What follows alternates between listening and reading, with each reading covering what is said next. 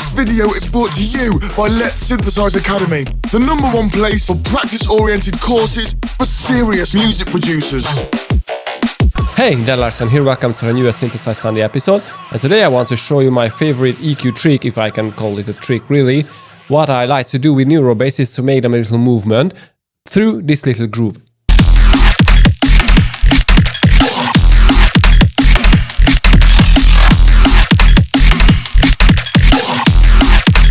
You can download this whole project from my Patreon, by the way, but now let's jump into it. Okay, so here's the thing that I always do. I take an operator, I'm just going to make a very simple patch. I'm going to use a sine wave with a white noise, just slightly FM modulate. Okay, and then I go to the filter, choose a hard saturator, and boom, basically we are having a very nice bass. But this is not enough, we need to EQ it. So what I like to do is obviously take out the middle bass part,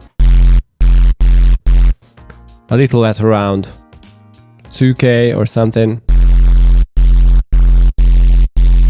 1.5, and the very highs. Now in most of the cases this will fit in every arrangement well, but in some cases this is very weak, and this is the case with this bass. So I really love this sound. As you can see, I'm using operator for that. There are several stuff here like an erosion that gives the rustiness to it using a noise, but what I want to show you is the EQ setting. So I took out a lot, as you can see, at 800 Hz and 2.9K. I took out a lot of that. So this is how it sounds on itself. This does not contain the very annoying frequencies, because without that, it's just a little too hard. It's always a hard decision where to go with this stuff. So take out a little amount of that or the full amount of that. But this time I decided to play with it a little. So I automated the scale and the gain, because obviously when I tweak this hard, the EQ, I lose some gain. So this is what I wanted to fix with the gain.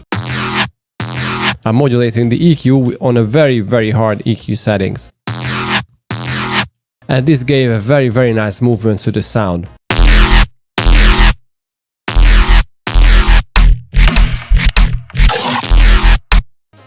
So if I don't automate the EQ, I have this very weird and very annoying frequency at the beginning of the sound that I didn't want to just, leave it there.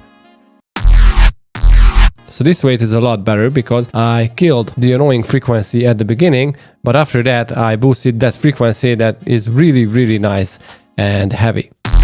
So this is the EQ tree that I always use when I design Neuro basses. It's very, very good to play around with EQs and modulate EQs.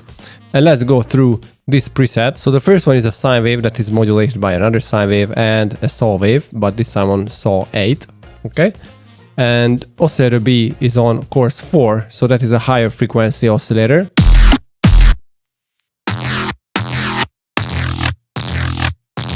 So if you are after a little growlier sound, just keep it lower. But I prefer this one.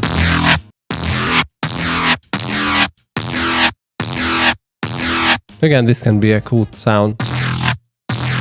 I love this, by the way. Okay, so next I use the bandpass filter, and I mapped the cutoff to the macro that I modulate here. Cool that I added an erosion. A bit warmer. So basically it's just a distortion and overdrive. And the fun thing here is the chorus, because without that it's a little too digital and too FME. I prefer to have some little more voices, to step out from that very expectable thing. And trash 2 is a key element here. Okay, I'm not sure if I use a preset, but I don't think so. I just used one distortion here as a garage fuzz, and I slightly cranked up this envelope.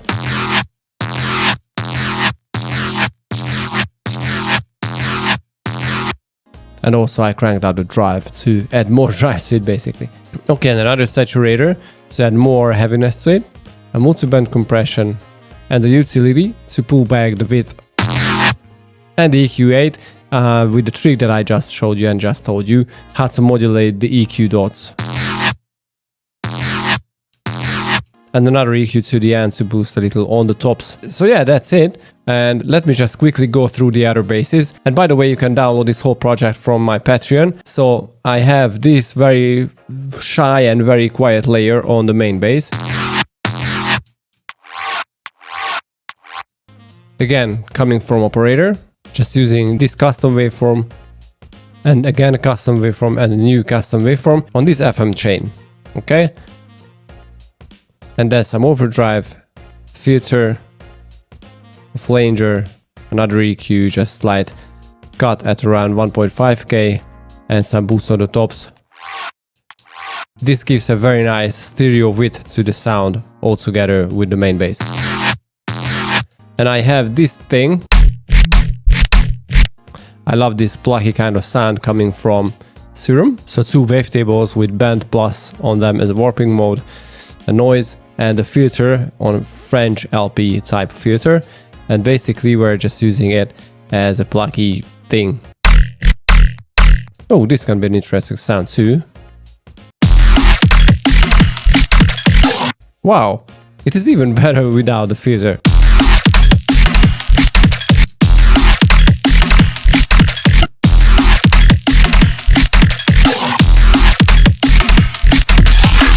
Okay, I love it. And well, you know, this is what we call a lucky accident. Okay, so a hyperdimension, a phaser, a distortion, just to add some more click to the sound, more transient, with a pre-filtering, a filter. It gives a very nice heavy tone to the sound, an OTT, and a low-pass filter. Reverb and a flanger, just very, very basic things. So this is the main bass, and I love how well it turned out by just simply making very slight differences. Okay, I have this growly kind of thing.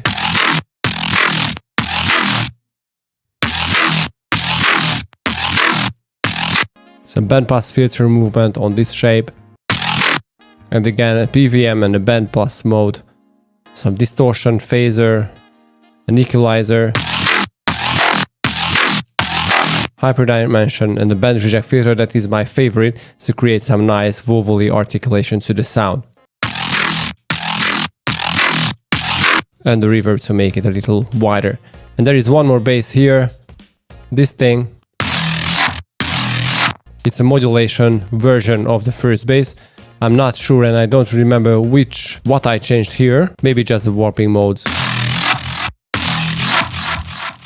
Oh, we don't need the delay.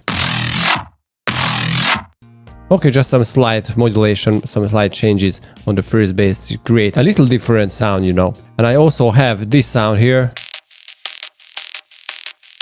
It's just a background element, very, very simple electro kind of thing with acid and a simple waveform, a simple saw basically. Nothing complicated here, but adds a nice touch to the background of this loop.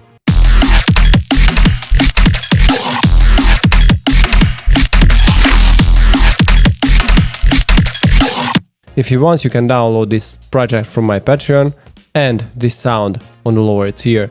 So I hope you enjoyed this, guys. I was Larson and see you guys next time. Peace.